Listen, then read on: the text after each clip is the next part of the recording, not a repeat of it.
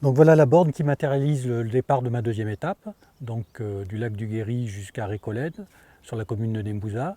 Cette deuxième étape passe par le lac Servières, puis Orcival, connu pour son église romane. Donc c'est un parcours assez accidenté, mais très agréable, parce que varié. Il y a à la fois des pâtures, mais aussi des bois. Et finalement, on prend très peu de routes bitumées, donc on est souvent à travers champs et puis souvent tout seul où on rencontre très peu de personnes.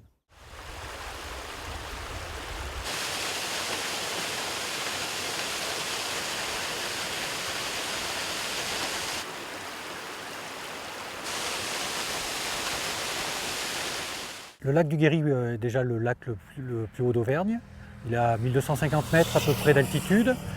Sa particularité, c'est son origine, qui est à la fois liée à une coulée de lave basaltique, qui a bloqué un ruisseau qui dévale depuis le puits Gros, qui n'est pas très loin, donc au-dessus de la Bourboule.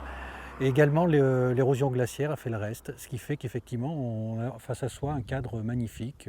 Le premier week-end de mars, de toute la France viennent des pêcheurs, de toute la France, et même sans doute d'au-delà, parce qu'on peut y pratiquer la pêche blanche.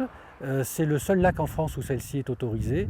Donc les gens percent un trou à travers la glace et peuvent pêcher toutes sortes de poissons qu'on imagine facilement purs dans la mesure où l'eau est elle-même très pure.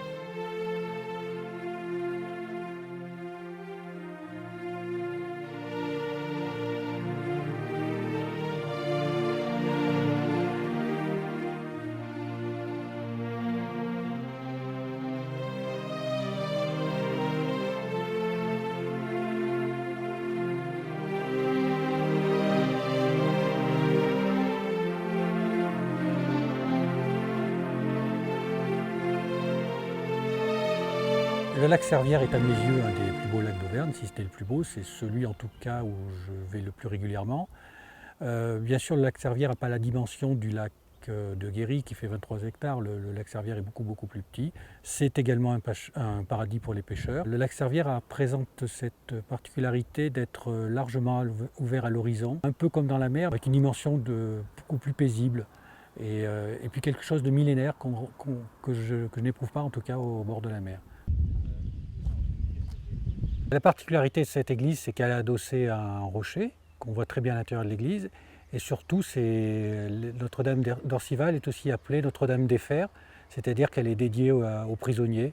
On le voit très bien au-dessus de la porte principale. Le jour de l'Ascension, il y a une procession qui part de l'église et qui va jusqu'à la chapelle qui domine la commune d'Orcival. Et c'est très impressionnant dans la mesure où la côte est très pentue et les gens font cette ascension pieds nus. Me voilà à Récolène, le terme de ma deuxième étape.